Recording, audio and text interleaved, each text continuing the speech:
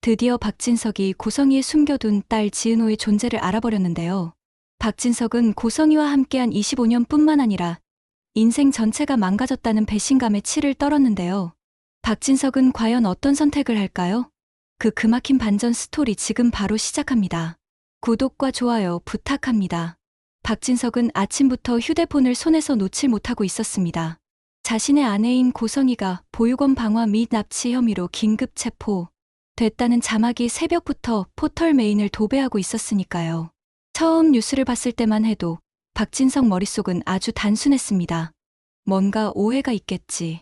아내가 무슨 납치를? 말도 안 돼. 그래서 제일 먼저 떠올린 선택도 역시 돈과 인맥이었습니다.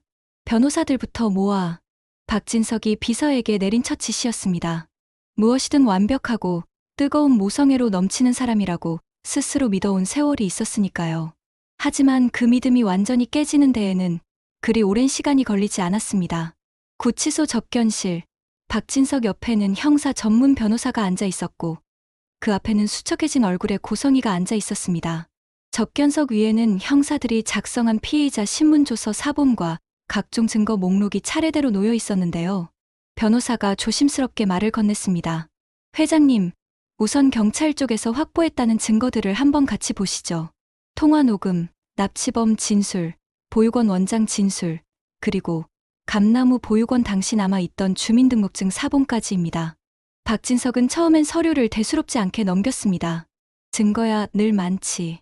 해석하기 나름이고 여느 때처럼 여유 있는 척 말했지만 노트북이 켜지고 실제 통화 녹음 파일이 재생되기 시작하자 그의 표정이 서서히 굳어가기 시작했습니다.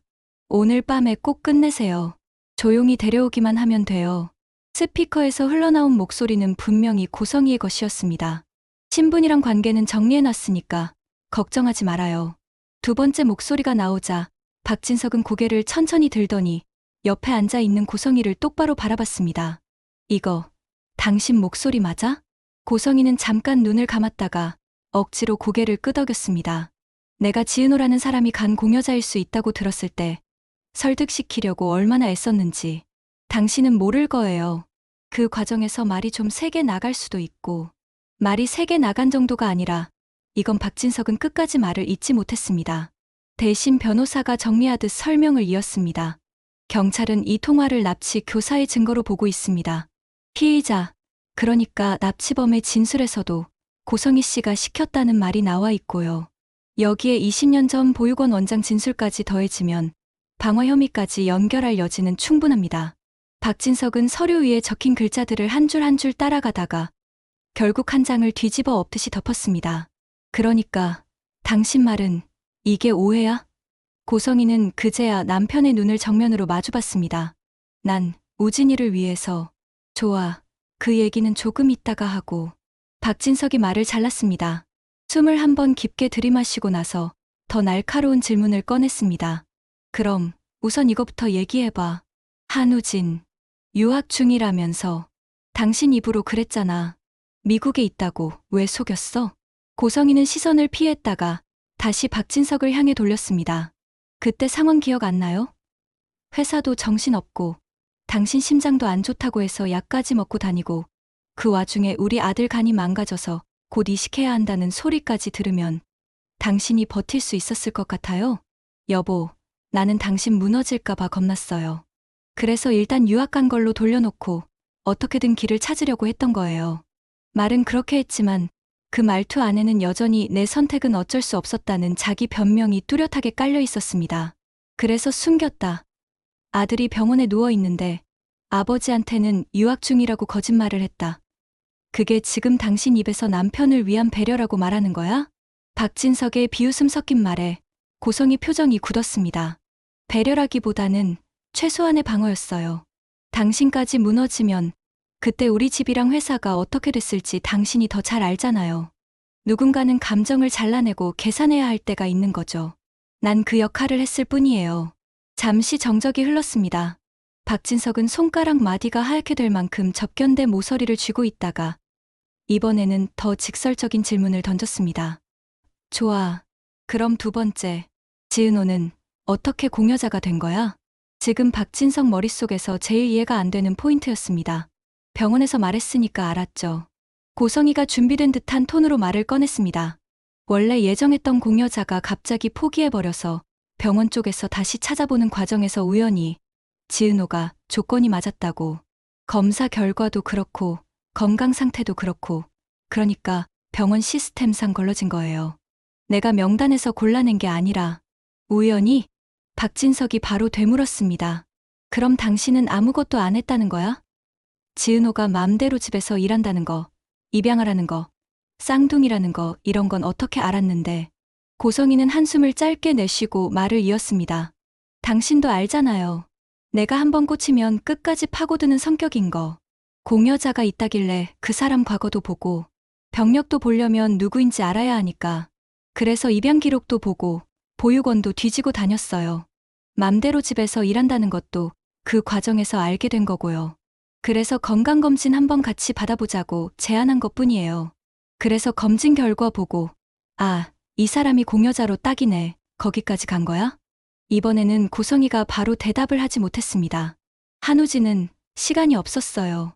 이 한 문장이 사실상 모든 것을 인정하는 말처럼 들렸습니다. 시간이 없어서 입양하였던 애를 찾아내서 건강검진 시켜보고 조건 맞으니까 공여자 후보로 올리고 그래도 설득이 안 되니까 납치까지 시켰다. 이 흐름이 지금 당신 머릿속에는 자연스러운 거야? 박진석이 고성이의 대답을 들으면 들을수록 뭔가 계속 이상하다는 느낌을 받는 순간 접견석 위에 올려둔 휴대폰이 짧게 진동했습니다. 발신자 이름이 화면에 떠올랐습니다. 박성재. 변호사가 눈치를 보며 말했습니다. 전화 받으셔도 됩니다. 지금 상황에선 회사 쪽 사정도 체크하셔야 할 테니까요. 박진석은 잠시 망설이다가 통화 버튼을 눌렀습니다. 왜? 평소보다 훨씬 짧고 차가운 인사였습니다. 아버지, 지금 어디 계십니까? 수화기 넘어 박성재 목소리에는 평소와 다른 긴장감이 묻어 있었습니다. 접견실이다. 무슨 일이야? 아, 예. 그럼 길게는 못 말씀드리겠네요. 방금 지혁이한테 연락이 왔습니다. 이 지혁이. 박진석 눈빛이 조금 더 예리해졌습니다. 왜? 지은호가 쌍둥이라는 거 아시죠? 그런데 그 쌍둥이 남매가 우진이에요. 한우진이랑 지은호, 쌍둥이 남매였다고요. 잠깐 접견실 공기가 완전히 멈춘 것 같았습니다. 박진석은 휴대폰을 쥔 손가락에 자신도 모르게 더 힘이 들어가는 걸 느꼈습니다. 뭐라고 했어, 지금? 지은호가 쌍둥이라는 게 우진이를 말하는 거예요. 그러니까 둘이 남매라는 거예요. 그래서 보육원에서 우진이만 데려오고 불을 질렀나 봐요. 박진석은 잠시 말을 잃었습니다. 휴대폰 너머로 흘러나오는 박성재의 숨소리까지 또렷하게 들릴 만큼 그 순간은 이상하리만큼 고요했습니다. 알았다. 이 얘기는 나중에 따로 하자. 그는 더 묻지도 더 듣지도 않은 채 전화를 끊어버렸습니다. 마치 듣고 싶지 않은 얘기를 끊어버리듯. 다시 고개를 들고 접견실로 돌아왔을 때 박진석의 눈빛은 이미 완전히 바뀌어 있었습니다. 쌍둥이.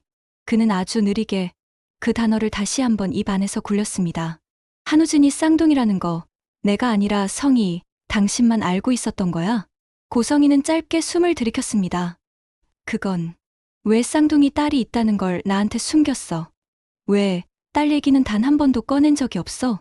박진석의 목소리는 접견실이 떠나갈 만큼 컸습니다. 회사 사정 때문에? 내 건강 때문에? 아니면 당신 머릿속에서 딸은 처음부터 버려도 되는 카드였던 거야? 고성이는 입을 열었다가 다시 다물었습니다. 난 우진이를 살려야 했고 당신은 회사를 지켜야 했고 그래서 라고 시작했다가 스스로도 그 변명이 얼마나 비겁하게 들리는지 깨달은 듯 끝을 잇지 못했습니다. 박진석은 그 끊긴 문장 사이로 자기만의 결론을 넣고 있었습니다. 아, 이 사람한테는 처음부터 쌍둥이가 아니었구나. 한 명은 아들, 한 명은 공여자. 그게 이 사람 머릿속에 자리 잡은 관계였구나. 그렇게 깨닫는 순간 조금 전까지만 해도 머릿속에 맴돌던 호화 변호인단 같은 단어들이 한꺼번에 힘을 잃고 사라졌습니다. 이제 박진석이 해야 할 일은 아내를 지키는 게 아니라 아내가 숨겨온 진실을 끝까지 파헤치는 일이 될지도 모른다는 생각이 아주 또렷하게 마음속 깊은 곳에서 고개를 들고 있었고요. 그날 밤 집무실로 돌아온 박진석은 구치소 접견실에서 들었던 고성이의 모든 말과 책상 위에 어지럽게 흩어진 신문기사, 통화 녹음 파일, 보육원 관련 기록들을 말없이 다시 정리해 올려놓으면서 이제 이 싸움이 더 이상 아내를 지켜야 하는 남편의 싸움이 아니라 자기 회사와 자기 아이들을 지켜야 하는 아버지이자 고성이라는 수십 년을 철저히 믿고 살았던 치 떨리는 배신감을 달래는 싸움이라는 걸 아주 또렷하게 깨닫고 있었는데요. 손끝으로 서류 모서리를 꾹 눌러 가만히 맞추던 박진석은 결국 서랍을 열어 직접 도장을 꺼내 들며 이렇게 중얼거렸습니다. 여기까지야, 성희야. 나를 속이고 살아온 가증스런 내 얼굴의 가면을 철저히 뭉개줄게. 그리고 그 도장이 찍히는 소리와 함께 재단에 대한 전면 감사 지시서, 회사 공금 및 재단 기금 유용 내역 특별조사 요청서, 그리고 고성희 개인에 대한 추가 고소장 초안이 차례대로 책상 한가운데에 놓였고 이 모든 종이 위로 늦은 밤 서늘한 공기가 스며들면서 이제 모든 진실을 알아버린 박진석의 고성희에 대한 복수가 시작됩니다. 다음 날 아침 박진석 집의 거실에 3명이 모였습니다.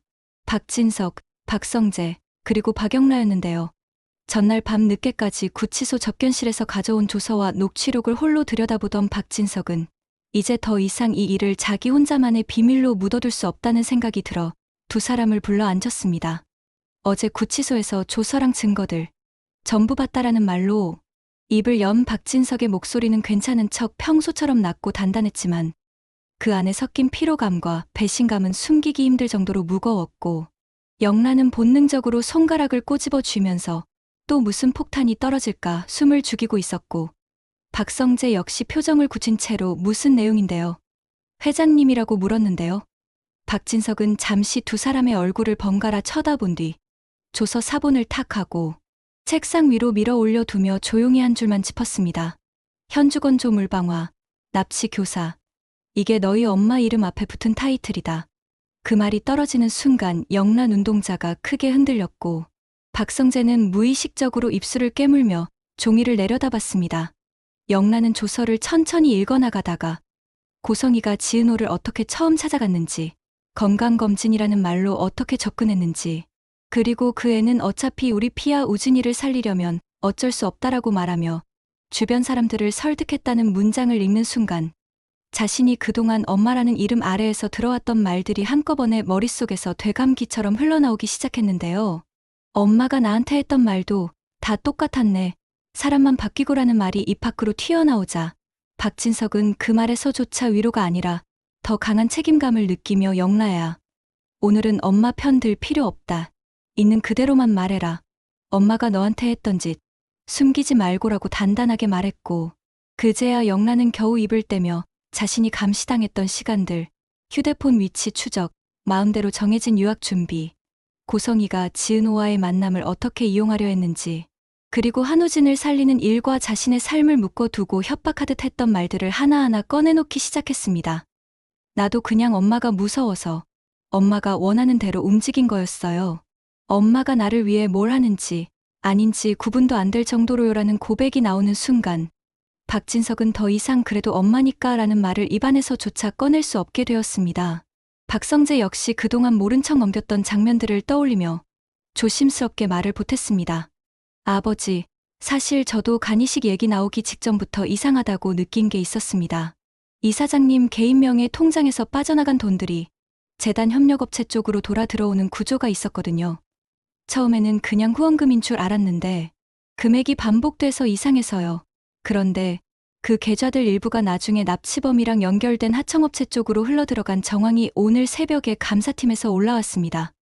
박진석은 그 말을 듣는 순간 어제 밤 변호사가 회사 돈과 재단 돈이 뒤섞여 있을 가능성이 있다라고 낮게 던졌던 말이 머릿속에서 다시 또렷하게 떠올라서 자리에서 천천히 일어나 증권재무팀장, 내부감사실장, 재단 사무국장까지 한꺼번에 호출했고 그 자리에서 전면 감사라는 단어를 공식적으로 입 밖에 꺼냈습니다.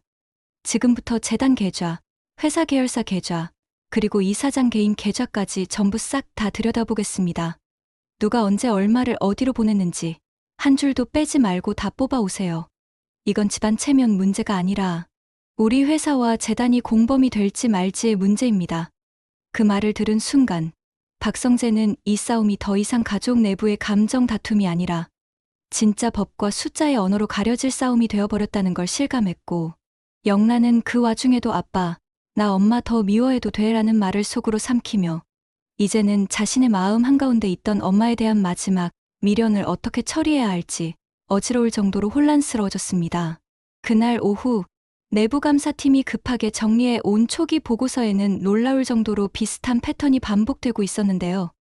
재단 명의로 집행된 장학금과 보육원 후원금 중 일부가 실제 수혜 기관이 아닌 중간 법인으로 들어갔다가 다시 현금성 자산으로 빠져나간 뒤 고성이 개인이 관리하는 차명 계좌와 해외 법인으로 흩어져 있었고 그 시기들이 하나같이 파주 감나무 보육원 화재 직후, 청주 보육원 기록 열람 시도 전후, 그리고 지은호 납치 미수 사건이 벌어지기 직전에 맞물려 있다는 사실이 드러난 겁니다.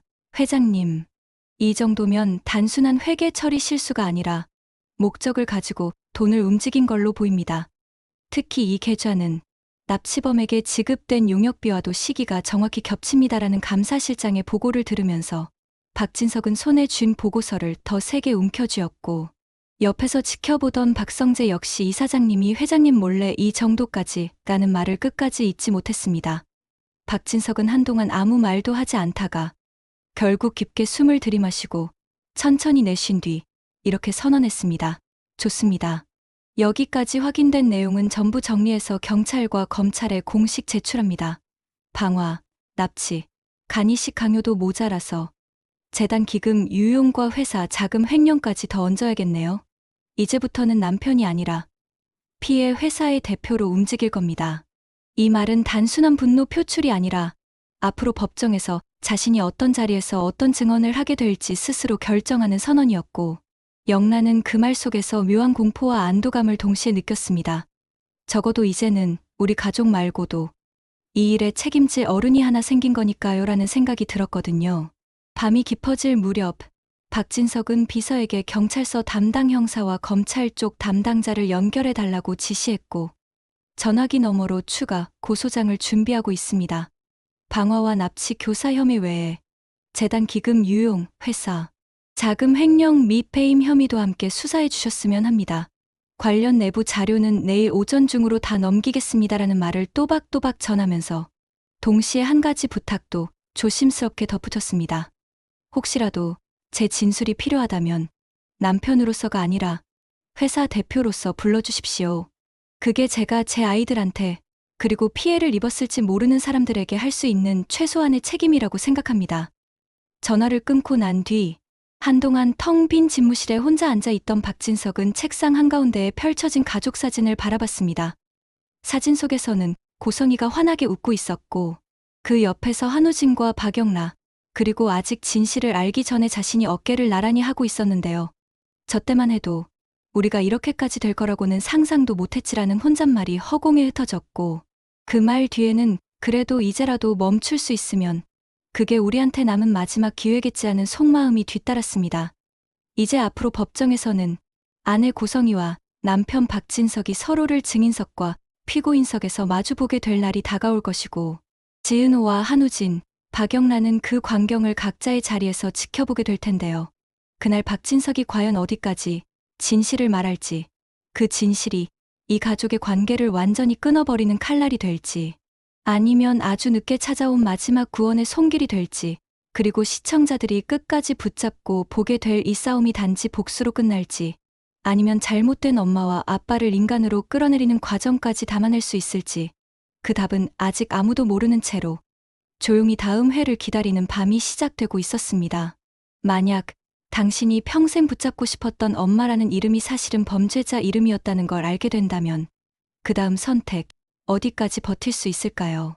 고성이가 수갑이 채워진 채 병원 VIP 라운지에서 끌려나가던 그날 이후로 지은호는 매 순간 이 질문을 스스로한테 던지고 있었는데요. 간이식 때문에 잠깐 흔들린 거다. 이건 그냥 가족 간의 갈등이다. 이렇게 믿고 싶었던 시간이 분명히 있었는데 이제는 그 말이 너무 초라하게 느껴졌습니다. 어젯밤 지은호는 거의 한숨도 못 잤습니다. 눈만 감으면 수갑에 철컥대던 금속 소리, 형사가 또박또박 읽어주던 말, 현주건 조물, 방화민 납치 교사 혐의로 긴급 체포합니다. 라는 문장이 그대로 귓가에 다시 울려왔는데요. 머릿속에서는 파주 감나무 보육원 불길이, 청주 보육원 어두운 복도가, 그리고 골목길에서 팔을 거칠게 잡아 끌던 납치범의 손이 한꺼번에 뒤엉켜 떠올랐습니다. 이 모든 상황이 결국 한 사람, 고성이를 가리키고 있다는 사실이 이제는 너무나 분명해져 버린 상황이었죠. 진짜 엄마라면서요. 그럼 도대체 어디까지가 엄마고 어디까지가 진심일까? 지은호는 혼잣말처럼 이 말을 되뇌이다가 아침에 푸른 빛이 감돌 무렵 간신히 잠이 들었어요. 아침이 되자 집안 공기는 이상하리만큼 조용했습니다. 정순이는 평소처럼 밥을 차리면서도 눈길은 계속 지은호 얼굴을 훔쳐봤습니다. 은호야, 오늘 또 경찰서 간다며. 조심스럽게 말을 꺼내자 지은호는 젓가락을 들었다가 그대로 내려놓았습니다. 네, 경찰서에서 한 번 더 오라고 했어요. 보강 수사한다네요. 정순이는 어제 뉴스를 몇 번이나 돌려봤습니다. 재단 이사장, 과거 보육원 화재와 납치미수 연루 의혹이라는 자막 아래 화면 한쪽에 흐릿하게 잡힌 고성의 얼굴, 그리고 입양아, 간이씨, 쌍둥이라는 단어들이 줄줄이 따라 붙고 있었는데요. 그 뉴스 속 입양아라는 단어 하나가 정순이 가슴 한가운데를 자꾸 찌르고 있었습니다. 은호야. 정순이가 낮은 목소리로 불렀습니다. 내가 불편해. 그 사람을 자꾸 엄마라고 불러야 할 것 같아서. 지은호는 잠깐 정순이 얼굴을 바라보더니 고개를 천천히 저었습니다. 저 사람한테 엄마라는 말, 이제는 안 나와요. 내 진짜 엄마는 한 분이에요. 생각보다 든든한 대답이었습니다. 정순이는 그 말에 잠깐 숨이 막히는 것 같다가도 아주 조금 안도의 숨을 내쉬었습니다.